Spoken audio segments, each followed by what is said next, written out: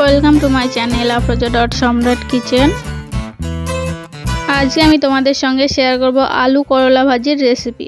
তো তোমরা ভিডিওটা প্রথম থেকে শেষ পর্যন্ত দেখতে থাকো। তোমরা যদি আমার চ্যানেলে নতুন হয়ে থাকো তাহলে চ্যানেলটা সাবস্ক্রাইব করে পাশে থাকো। তো আলু করলা ভাজি রেসিপি বানানোর জন্য আমি গ্যাসের উপর প্যান বসিয়ে দিয়েছি আর প্যানে দিয়ে দিচ্ছি সাদা তেল। তো তেলটা গরম হয়ে গেছে, এবার আমি এখানে দিয়ে দিচ্ছি হাফ চামচ গোটা জিরে আর একটা পেঁয়াজ কুচি। এর সঙ্গে দিয়ে দিচ্ছি 3টে কাঁচা লঙ্কা। তো এবার আমি পেঁয়াজ আর কাঁচা লঙ্কাটাকে ভালো করে ভেজে নেব।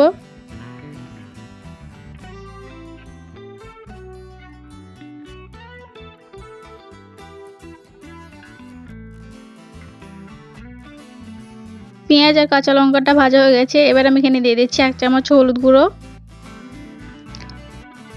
এবার আমি এখানে দিয়ে দিচ্ছি আলু আর করলা।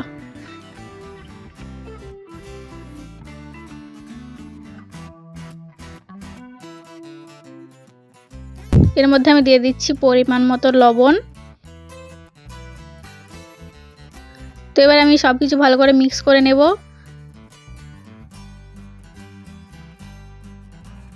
তো দেখো সবকিছু ভালো করে নেড়েচেড়ে মিক্স করা হয়ে গেছে, এবার আমি ভালো করে ভেজে নেব।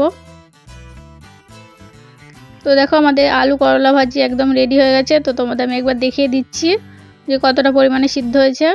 তো তোমরা দেখে নিশ্চয়ই বুঝতে পারছো যে আলু আর করলাটা কিন্তু খুব ভালোভাবে সিদ্ধ হয়ে গেছে। তো এবার আমি গ্যাসটা অফ করে ঢেলে নেব।